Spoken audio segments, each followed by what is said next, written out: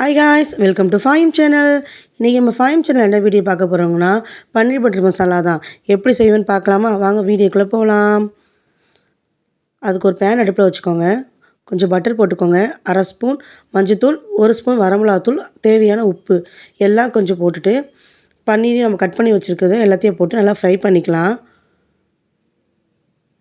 நல்லா ஃப்ரை ஆனோடனே நம்ம எடுத்து வேறு தட்டில் மாற்றிக்கலாம்.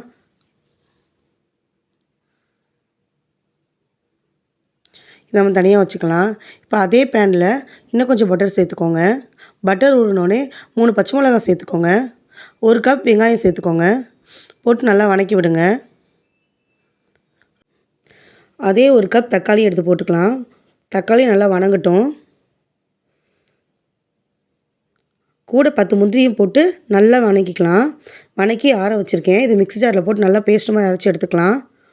அரைச்சி எடுத்துகிட்டு இன்னொரு பேன் அடுப்பில் வச்சு பட்டர் சேர்த்துக்கலாம். பட்டர் நல்லா உருகிட்டதுக்கப்புறம் நம்ம அரைச்சி வச்ச பேஸ்ட்டையும் எல்லாம் சேர்த்துக்கலாம்.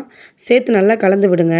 நல்லா கலந்து கொதி வந்ததுக்கப்புறம் 1/2 ஸ்பூன் மஞ்சத்தூள், 1 ஸ்பூன் வரமிளகாத்தூள், 1 ஸ்பூன் கரம் மசாலா எல்லாம் போட்டு மிக்ஸ் பண்ணிக்கலாம். கொஞ்சம் உப்பு போட்டுக்கோங்க.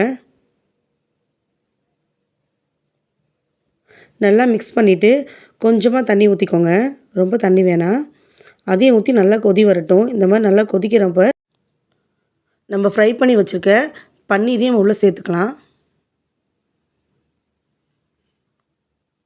நல்லா சேர்த்து கிண்டி விட்டுருங்க.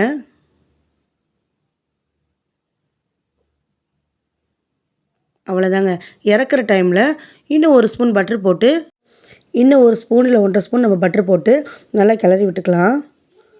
அவ்வளோதாங்க, ரெடிங்க. மறக்காமல் உங்கள் வீட்டில் செஞ்சு பாருங்கள். செஞ்சு பார்த்துட்டு எப்படி இருக்குன்னு சொல்லுங்கள். சப்பாத்திக்கெலாம் சூப்பராக இருக்குங்க. மறக்காமல் ஃபைம் சேனல் சப்ஸ்கிரைப் பண்ணாதவங்களா சப்ஸ்கிரைப் பண்ணிக்கோங்க. பக்கத்தில் இருக்க பெல் பட்டனை கிளிக் பண்ணிக்கோங்க. லைக் போடுங்க. பாய். தேங்க்யூ ஃபார் வாட்சிங்.